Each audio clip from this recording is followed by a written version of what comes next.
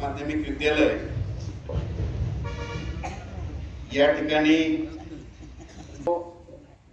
विद्यार्थ्यांसाठी एक हवामानाविषयी एक संवाद इथं ठेवला आणि या ठिकाणी इतक्या दूरून मला बोलिलं, माझा सन्मान केला, सत्कार केला, त्याबद्दल प्रथम या संस्थेचे अध्यक्ष, उपाध्यक्ष, शिक्षक वर्ग सगळ्यांना मी धन्यवाद देतो। तसेच आजच्या कार्यक्रमाचे अध्यक्ष, स्टेजवर बसलेले सर्व मान्यवर, इथं बसलेले या गावचे गावकरी खूप वाटली। म्हणजे आतापर्यंत मी खूप ठिकाणी गेल्याच्या नंतर खेड्यामध्ये इतकी विद्यार्थी संख्या नसते, पण खूप चांगलं या ठिकाणी दिसून आली। इथला शाळेचा परिसर खूप चांगला दिसला। विशेष म्हणजे मी जे पर्यावरण अभ्यास करतो म्हणून मला या ठिकाणी झाडं खूप आवडले। दसरला म्हणलं खूप झाडं आहेत, खूप चांगल्या ठिकाणी, आणि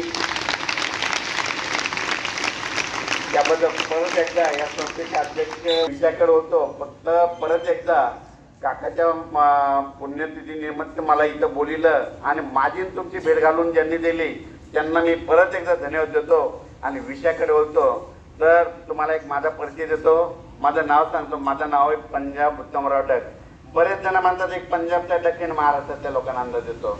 मी काय पंजाबचा नाही, मी आपल्या मराठवाड्यातील परभणी जिल्ह्यातील एका शेतकऱ्याचाच मुलगा आहे। इथं जसे सर आहेत, शिक्षक वर्गात मी जिल्हा परिषद शाळेवर अंशकालीन टीचर देखील होतो, ETD होतो, चित्रकला शिक्षक होतो, त्याच्यानंतर खेळाचे शिक्षक देखील होतो।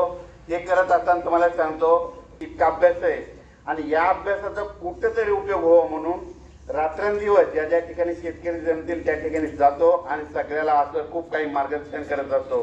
तर तुम्हाला एक सांगू इच्छितो, हे सांगत असताना तर यापुढे तुम्हाला एक सुरुवातीला परत एकदा अंदाज सांगतो, पाऊस पाहिजे का तुम्हाला? तुम्ही म्हटलं लगेच सांगतो तर कधी येणार आहे? तर तुम्हाला एक सांगतो, आज आहे 4 डिसेंबर, तर आज तुमच्या भागामध्ये रात्रीच्या लवकर थोडी थेंब येणार आहे। एवढा काही मोठा पाऊस पडणार नाही, त्याच्यामुळे काही चिंता करायची गरज नाही। आणि या ठिकाणी शेतकरी म्हणून तुम्हाला सांगतो, तुमच्या भागामध्ये इथं पाऊस पडणार नाही, पण या ठिकाणून 25 किलोमीटरच्या आजूबाजूच्या परिसरात मात्र उद्याच्याला मात्र चांगला पाऊस पडणार आहे, म्हणून हा अंदाज लक्षात येतात। तर तुम्हाला एक सांगतो, आणखीन सांगायचं झालं तर 4, 5, 6 म्हणजे आणखी 3 दिवस असं ढगाळ वातावरण राहणार आहे, म्हणजे जास्त काही पावसाचं प्रमाण राहणार नाही। आणि 9 तारखेला मात्र तुम्ही सगळे विद्यार्थी परत स्वेटर घातलेले दिसतील, म्हणजे 9 तारखेला थंडी येणार आहे, म्हणून हे देखील अंदाज लक्षात येतात। त्याच्यानंतर सांगायचं झालं तर यापुढे तुम्हाला एक सांगतो, पाऊस कधीच कोणाला विचारत जाऊ नका, मी तुम्हाला वेगवेगळ्या गोष्टी सांगणार आहे। तर तुम्हाला एक सांगू इच्छितो, पाऊस 4 महिने, थंडी 4 महिने आणि उन्हाळा 4 महिने, हे झाले 3 ऋतू। दरवर्षी पाऊस कधी येतो?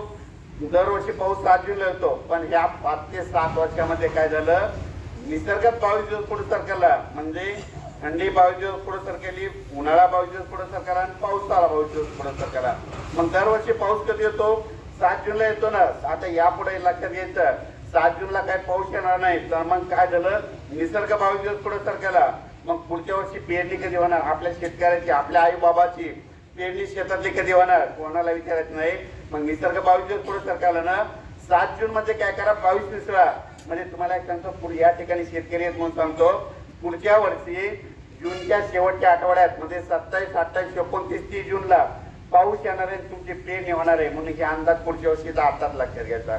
म्हणजे जूनच्या शेवटच्या आठवड्यात पाऊस येणार आहे, म्हणून हे पुढच्या वर्षीचा अंदाज आताच लक्षात घ्या। म्हणजे पुढच्या वर्षी पाऊस कधी येणार आहे? 27, 28 जूनला येणार आहे, म्हणजे हे लक्षात घ्या।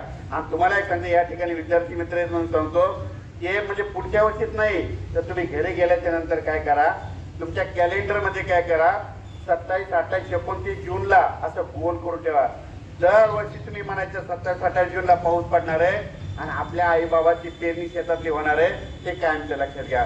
परत एक सांगतो, ही तारीख माझा कायमची वर्षानुवर्ष लक्षात घ्या। दरवर्षी जूनच्या शेवटच्या आठवड्यात पेरणी होणार आहे, हे लक्षात घ्या। त्याच्यानंतर काय करा, पाऊस येण्याच्या आणखीन दरवर्षीच्या तुम्हाला तारखा सांगतो, म्हणजे दरवर्षी पाऊस कधी येणार, तर तुम्हाला काय करा, एक वहीम आणखी काय करा, एक कॅलेंडर मध्ये काय करा, 10 जुलै ते 15 जुलै, 10, 11, 12, 13, 14, 15 हे 5 दिवस काय करा, असे गोल करून ठेवा। दरवर्षी आपल्या महाराष्ट्रामध्ये 10 जुलै ते 15 जुलै मध्ये पाऊस पडणार आणि सगळ्या शेतकऱ्याची राहिलेल्याची पेरणी करून देणार, म्हणून हे 5 दिवस लक्षात घ्या।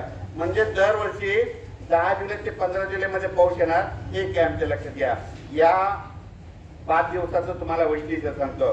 तुम्ही बघा, दरवर्षी पंढरपूरची यात्रा कधी असते, कधी 8 जुलैला येते, कधी 9 जुलैला येते, कधी 10ला येते. मग आपले पूर्वज काय म्हणतात, पंढरपूरची यात्रा पडतली की पाऊस येतो. मग ही तारीख कोणती, 10 जुलै ते 15 जुलै.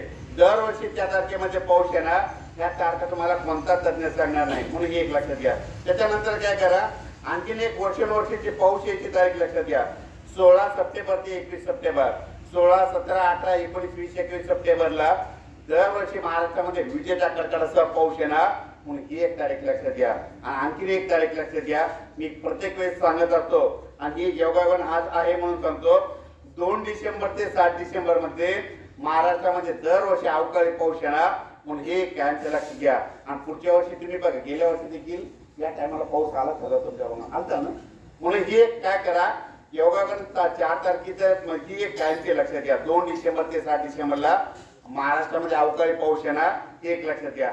आणि आणखीन एक तारीख लक्षात घ्या, गारपिटीची तारीख कोणता तज्ञ तुम्हाला सांगणार नाही. दरवर्षी आपल्या महाराष्ट्रामध्ये 22 फेब्रुवारी ते 10 मार्च त्या 20 दिवसामध्ये आपल्या महाराष्ट्रामध्ये गारपीट होणार, म्हणून हे कायमचं लक्षात घ्या. तुम्हाला एक सांगतो, गारपीट कशी असते, गारपीट दरवर्षी भाग बदलत राहते. कधी सांगलीकडे झाली, कधी साताऱ्याकडे होईल, कधी विदर्भात होईल, कधी परभणीकडे होईल, कधी संभाजीनगर